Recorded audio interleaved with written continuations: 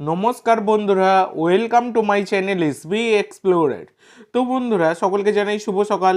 তো যারা চ্যানেলে প্রথমবার এসেছো অবশ্যই সকলে একটা করে সাবস্ক্রাইব করে দিয়ে আমাদের সাথে যুক্ত হয়ে যেও। সাবস্ক্রাইব করা যেহেতু একদমই ফ্রি, তাই অবশ্যই সকলে একটা করে সাবস্ক্রাইব করে দিতে ভুলো না।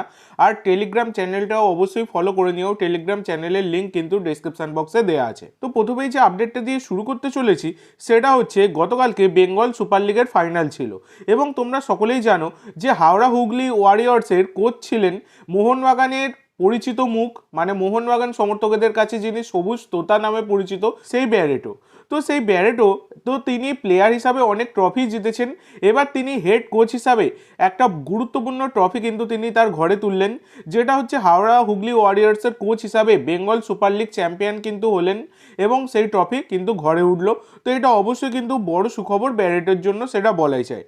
তো এর পরবর্তী যে আপডেটটা তোমাদের সাথে শেয়ার করতে চলেছি সেটা হচ্ছে গতকালকে আরএফডিএল লিগে সেখানে কিন্তু মোহনবাগান মাঠে নেমেছিল রাজস্থান ইউনাইটেডের বিরুদ্ধে এবং সেখানে মোহনবাগান তারা কিন্তু 3-1 গোলে জয়লাভ করেছে, যেখানে মোহনবাগানের হয়ে এই যে 3টে গোল এক্ষেত্রে হ্যাটট্রিক করেছেন সুয়েল ভাট। তো সুয়েল ভাট তার কিন্তু দারুণ পারফরমেন্স গতকালকে দেখা গেছে, হ্যাটট্রিক বয় সুয়েল ভাট। তো এর পরবর্তী যে আপডেটটা তোমাদের সাথে শেয়ার করতে চলেছি সেটা হচ্ছে আইএসএল এর লাইভ টেলিকাস্ট নিয়ে তোমরা অনেকেই প্রশ্ন করছো। তো তোমাদেরকে আমি গতকালকের ভিডিওতেও বলেছিলাম যে আজকালকের মধ্যেই কিন্তু সব কিছুটা ঘোষণা হয়ে যাবে। তো দেখো এখনও অবধি গতকালকে মানে 1 ফেব্রুয়ারি গেছে এবং গতকালকেই কিন্তু বিড জমা দেওয়ার লাস্ট দিন ছিল আর কি। তো সেক্ষেত্রে এখনও অবধি 4জন বিড করেছে, জিও হটস্টার, এবিপি, ফ্যানকোট আর 2 সার্কেলস। তো এরা কিন্তু বিড করেছে এবং আজকে 2 তারিখ, আজকে কিন্তু এই বিড ওপেন করা হবে এবং সম্ভাবনা প্রবল আজকে বা কালকের মধ্যে কিন্তু আইএসএল এর লাইভ কোথায় দেখানো হবে সেটা কিন্তু ঘোষণা চলে আসবে। তো এবার দেখা যাক কি হয়। তো এর পরবর্তী যে আপডেটটা তোমাদের সাথে শেয়ার করতে চলেছি সেটা হচ্ছে 26 বছর বয়সী সার্বিয়ান স্ট্রাইকার মাটিজা ব্যাভোভিচকে নিয়ে।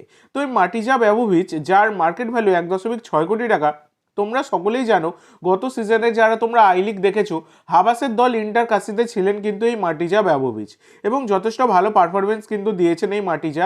তো এবার কিন্তু তিনি যোগ দিলেন আইএসএল এর ক্লাব স্পোর্টিং ক্লাব দিল্লিতে। হায়দ্রাবাদ এফসির নাম পরিবর্তন হয়ে স্পোর্টিং ক্লাব দিল্লি হয়েছে, সেই দলে কিন্তু যোগ দিয়েছেন এই মাটিজা ব্যাভোভিচ। তো এটা কিন্তু একটা শর্ট টার্ম ডিল হয়েছে, ডিল কিন্তু ডান হয়ে গেছে। তো এই পরবর্তী এবং লাস্ট আপডেট যেটা তোমাদের সাথে শেয়ার করব সেটা খুবই গুরুত্বপূর্ণ আপডেট একটা বেরিয়ে এসছে, সেটা হচ্ছে মোহনবাগানের ভরসাজনক রাইট ব্যাক আশিস রায় তিনি কিন্তু ছিটকে গেলেন। তো ব্যাপারটা হচ্ছে তার মানে একটা হাঁটুর গুরুতর ইনজুরি হয়েছে এবং সেই জন্য তিনি বেশ কয়েক মাসের জন্য মাঠের বাইরে চলে গেলেন। সম্ভাবনা প্রবল দাঁড়াচ্ছে এবারের যে আইএসএল, শর্ট টার্ম আইএসএল, এখানে হয়তো তাকে নাও খেলতে দেখা যেতে পারে। এই রকমই কিন্তু একটা মানে খারাপ খবর বেরিয়ে আসছে। তো সিজন শুরুর আগেই কিন্তু বড় ধাক্কা লেগে গেল এটা মোহনবাগানের জন্য, সেটা বলাই যায়। এবার ব্যাপার হচ্ছে যে মোহনবাগান তাহলে কি নতুন রাইট ব্যাক নেবে? তো দেখো অন্য কোনো দল থেকে কিন্তু মোহনবাগান কোনো আর রাইট ব্যাক কিছুই নেবে না। তো রিজার্ভ দল থেকেই কিন্তু মোহনবাগান তারা কিন্তু প্লেয়ার নেবে এবং এই সিজনটা চালাবে, এই হচ্ছে ব্যাপার। এছাড়া তো রাইট ব্যাকে এমনিতে অপশান রয়েছে সিনিয়র দলে অভিষেক টেকচাম, তো তিনি খেলবেন, এইটা আমি তোমাদেরকে অনেক আগেই জানিয়েছিলাম। তো আজকের জন্য এইটুকু বন্ধুরা, ভিডিওটি ভালো লাগলে অবশ্যই লাইক করো, শেয়ার করো, আমার চ্যানেলে প্রথমবার এসে থাকলে চ্যানেলটি সাবস্ক্রাইব করো আর কমেন্ট করে জানাও ভিডিওটি কেমন লাগলো। ধন্যবাদ।